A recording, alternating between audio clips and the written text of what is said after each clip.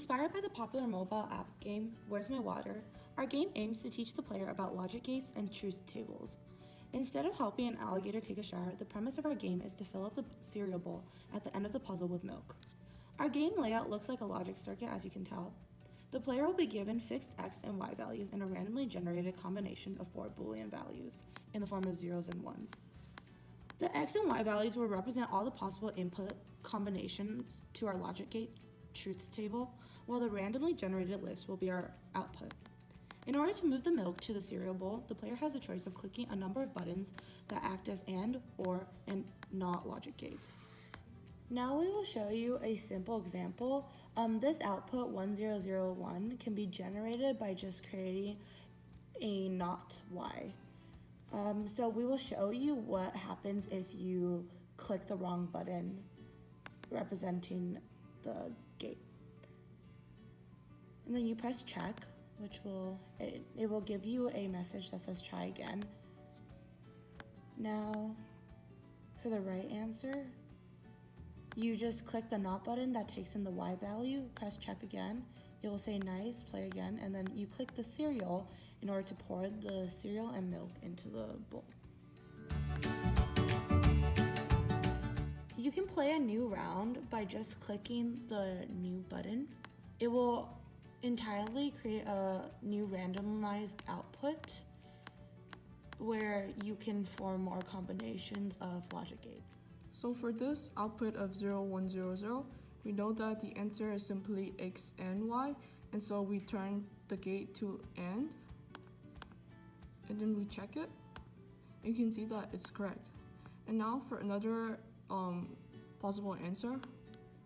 So this was one of the answers for x and y, but we can have more than one. So yeah, if we do that too, you can see that it's still x and y because the tubes from x and the tubes from y flow, and then it goes to the bowl.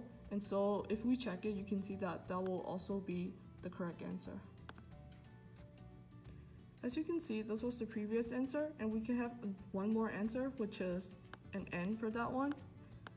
And if we check it, you can see that the answer is correct, and so you can see that the way that we code it allows for multiple possibilities of gates to be chosen. For this output of 110, you can see that it is also simply x or y, and it also works in the same way as n, where any of these three gates is the correct answer. So if the random generator generates an output of 1010, this is a harder problem, and so we'll take you on the process of how to solve it. So you know that x is 1100, and so not x will be 0011. Similarly, y is 0110, and so not y will be 1001. And so you know what not x and y is? It will be 0010, and not y and x is 0010. And so to get the output of 1010, you know that it would simply just be an OR, not x and y, or not y and x. And we'll show you how to simulate this in our game. Right now, the output is 1010, and as we have shown you earlier, we know that the answer is not x and y, or not y and x. And so, how do we do this with our game? First, you do not x and y, so not x and y, and then not y and x. So it will flow not y and x here, and then you know that the middle will be an OR. So it will go not x and y, not y and x, and then OR. And if you check that, it would be correct.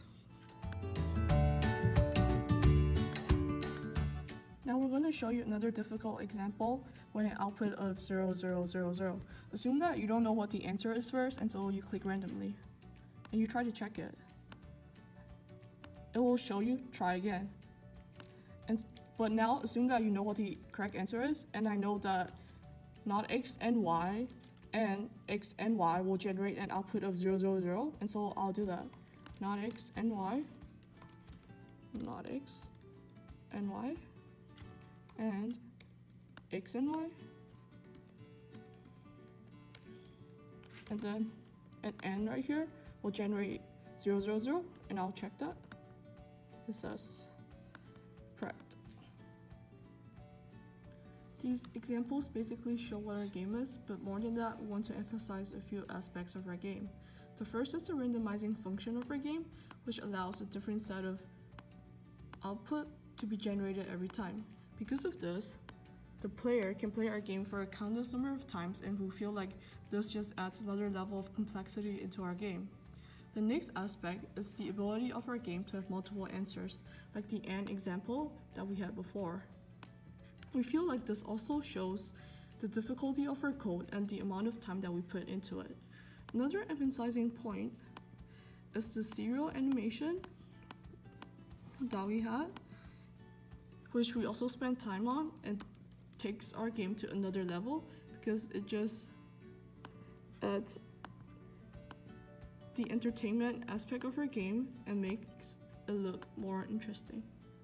Furthermore, we use a lot of on-mouse press and on-mouse release event cases to create our buttons and other animations, as you can tell. And also furthermore, when you have the correct combinations and you press check, the serial box animation is created by using on-mouse release and on-mouse press. The final aspect of our game that we want to emphasize is the way that we use struct in our coding to create these buttons and display for and, or, and not. Now we feel like this is an important aspect of our game to emphasize because structs are an integral part of coding, and before coding this game we didn't really understand the importance of it, but now we're surprised to find out how easy we can implement it into our game and how easy it made our coding.